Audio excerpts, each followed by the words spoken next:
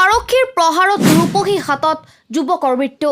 গেৰেকী গাঁৱত খেলি থকা অৱস্থাত যুৱকক প্ৰহাৰ। ৰূপহীহাট আৰক্ষীৰ বিৰুদ্ধে ৰূপহী হস্পিটেলত প্ৰতিবাদ।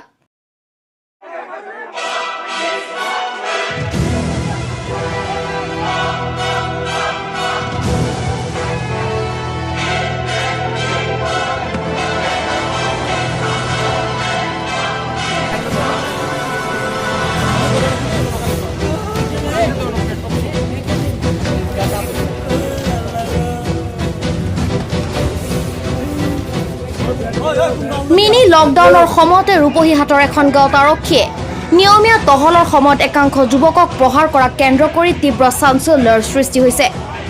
অভিযোগ মতে গেৰেকী গাঁৱত আবেলি খেলি থকা অৱস্থাত যুৱকসকলক প্ৰহাৰ কৰে আৰক্ষীৰ এটি দলে। তাৰ মাজতে এজন যুৱকৰ মৃত্যু ঘটাক কেন্দ্ৰ কৰি তীব্ৰ উত্তেজনাৰ সৃষ্টি হৈছে।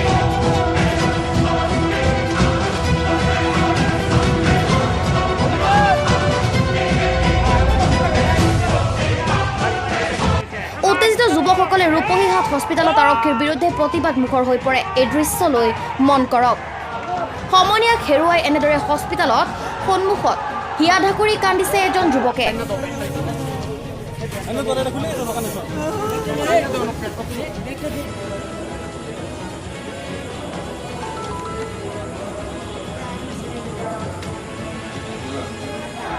ঘটনাক কেন্দ্ৰ কৰি বৰ্তমান তীব্ৰ উত্তেজনা অব্যাহত আছে।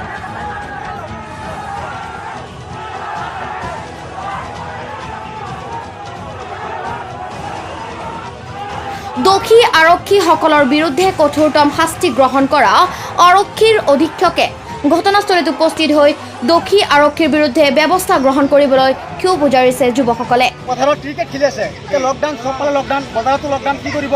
পথাৰত ক্ৰিকেট খেলি আছে, ল'ৰাটো মূৰত মাৰিছে, ভৰিত মাৰিছে, মাৰি পেলাই পিছত পৰি গৈছে। আৰক্ষীৰ প্ৰহাৰত প্ৰাণ গ'ল মাৰিছে ল'ৰাটো। তাতে মৰিলে ল'ৰাটো ক্ৰিকেট খেলি আছে, ক্ৰিকেট খেলি আছে নেকি? ক্ৰিকেট খেলি আছে।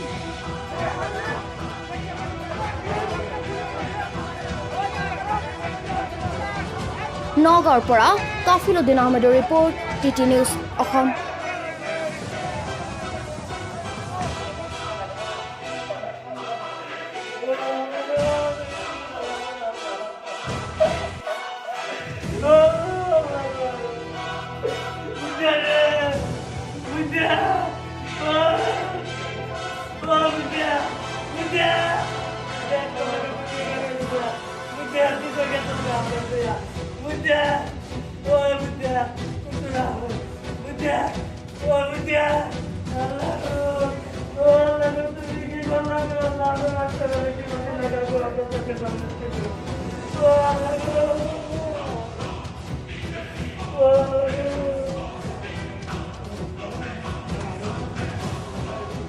আপোনাৰ ৰূপহী থানাৰ আৰক্ষীৰ গাড়ী গৈ উপস্থিত হৈ গাড়ীৰ আৰক্ষী বাহিনী চব খেলত গৈ চব ল'ৰাক এফালৰ পৰা প্ৰহাৰ কৰি যায় লাখুটিৰে।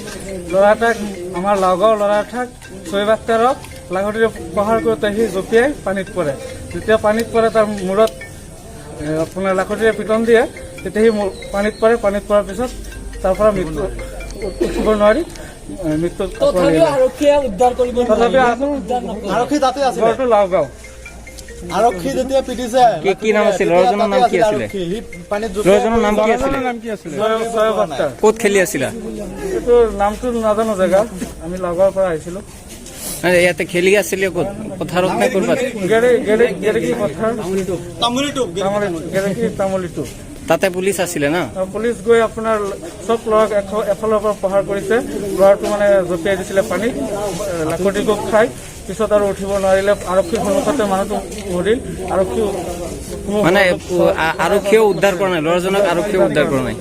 মূৰত মাৰিছে, মূৰত লাখুটিৰে কোব দিছে। ইয়াত জানটো আছে, আপোনালোকে চাই আহিব পাৰে। তাতে ডেথ হৈছে নেকি?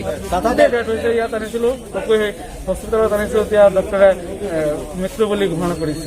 তাতে যে আৰক্ষীয়ে যে প্ৰহাৰ কৰিছে, কোন কোন আছিলে তেনেকুৱা? কিবা ধৰিব আছিলে, গাঁৱৰ মানুহ আছিলে, আমাৰ গাঁৱৰ মানুহ আছিলে।